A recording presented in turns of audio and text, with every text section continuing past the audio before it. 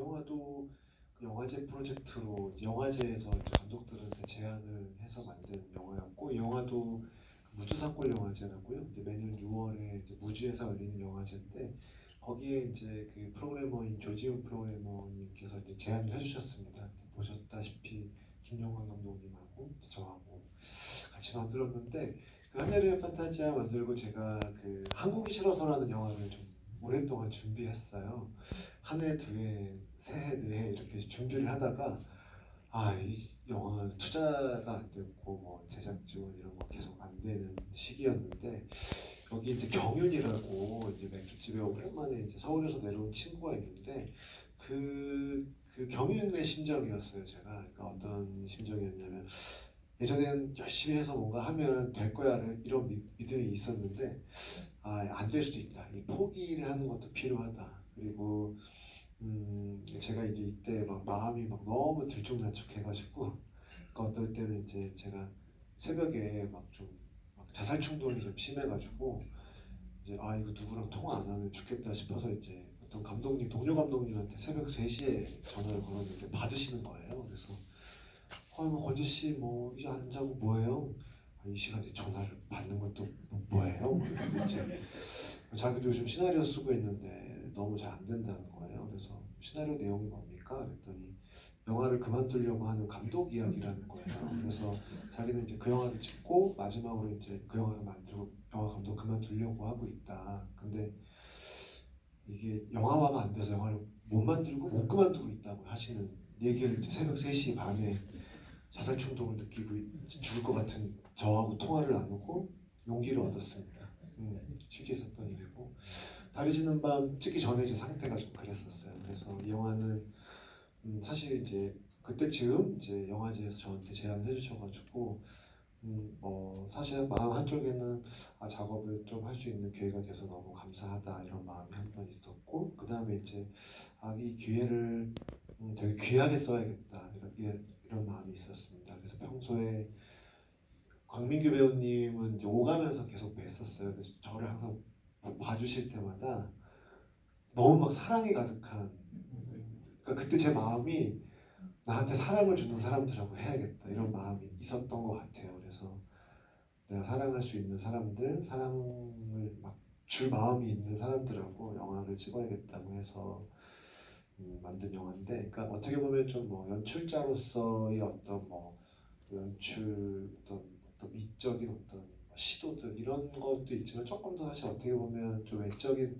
어떤 상황들이 있었습니다. 그래서 그런 기회를 또 막 감독으로서 막그 욕망 가득하게 영화를 찍기보다는 그냥 뭔가 좀 다른 마음으로 좀 다른 근육으로 만들어야겠다 생각해서 만든 영화였습니다.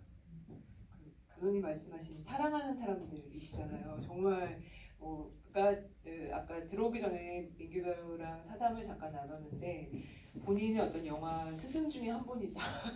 너무 그 많은 것들을 좀 배우고 있고 좋아하는 감독님이라고 정말 그 마음을 다 이렇게 전하시더라고요. 그래서 어떤 것일까, 그게 무엇일까 너무 궁금했고, 또 아시겠지만 5시부터 7시까지 주희도 그렇고, 아민영 배우님 아까 한국이 싫어서에도 등장하셨지만 감독님하고 또 아주 또 깊은 인연이 있으시니까 어떻게 좀 첫 만남이 있었을까? 그리고 또 그 사랑하는 마음으로 어떻게 이 작업에 좀 합류하셨을까? 그 현장은 어떠셨을까? 좀 둘을 청해 듣고 싶어요.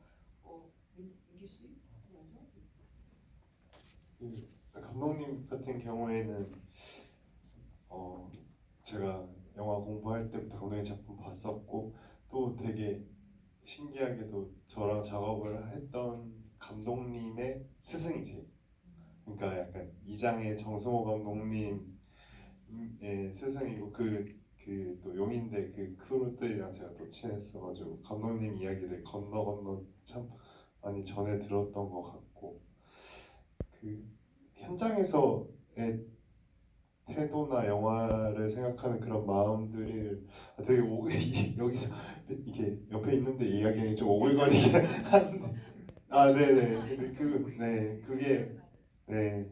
근데 그런 거가 제일 전 중요하다고 생각하거든요. 그게 고스란히 영화 안에 다 담긴다고 생각하는데, 아니나 다를까 다리지는 밤 현장에서도 좀 그런 면들을 많이 배웠던 것 같고 지금 생각해 보면 되게 재밌었던이라기보다 인상 깊었던 감독님 말이 본인도 본인 대본을 다 믿진 않는다고 하시더라고요. 근데 그 말 본인이 쓴 글이잖아요. 근데 그 현장에서 어떤 게 달라지는 그 유동성에 대한 이야기를 하셨던 것 같은데 그런 이야기를 배우인 저에게 약간 되게 솔직하게 이야기해 주시는 것에 대해서 되게 존중받는 느낌이었던 것 같아요. 그때 그 말들이. 예, 저도 그래서 그 이후로부터 좀 현장에서 뭔가 솔직하려고 노력하는 그런 생각들을 했답니다. 네.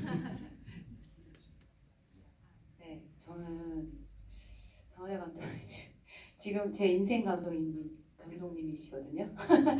그 처음 만났을 때 문자가 저는 정말 사전 정보가 전혀 1도 없었고 누가 와도 좀 게을러서 이렇게 네이버 검색도 잘 안 하고 그래서 영화하는 장건재입니다라고 문자가 좀 왔는데 감독이란 호칭이 없다 보니까 잘 모르겠더라고요. 이렇게 그래서 누구시냐고 했던 게 뭔가 제가 질문을 했던 것 같고 그래서 이제 처음 만날 때도 제가 되게 좀 고생시켰어요. 뭐 여기 오라 그랬다 저기 오라 그랬다가 저 일정이 계속 바뀌어가지고 충무로에서 땀 뻘뻘 흘리면서 이제 만났는데 시나리오를 들고 왔을 줄 알았는데 또 시나리오도 미리 안 보내줬는데 안 들고 온 거예요. 그러면서 하는 얘기가 없대는 거예요. 아, 어떻게 이제 생각하고 어떻게 뭐 판단하고 이런 뭐 그런 계산을 사실 잘 때리지 못해서 잘 모르긴 했는데 시나리오를 쓴다고 하니 일단 그 이제 얘기라도 해주자 그래서 있는 얘기 없는 얘기 그 밥 한 그릇 먹으면서 또 얘기를 좀 많이 나눴었는데 저도 이제 작업하면서 그 다음에 이제 코로나가 터졌잖아요. 근데 저도 이제 배우들도 그렇고 다들 힘든 시기에 이제 쇼폼을 이제 작업을 어떻게 또 하게 돼서 애기도 있고 했었는데 좀 용돈 벌면 좋겠다 그런 생각으로 이제 연락을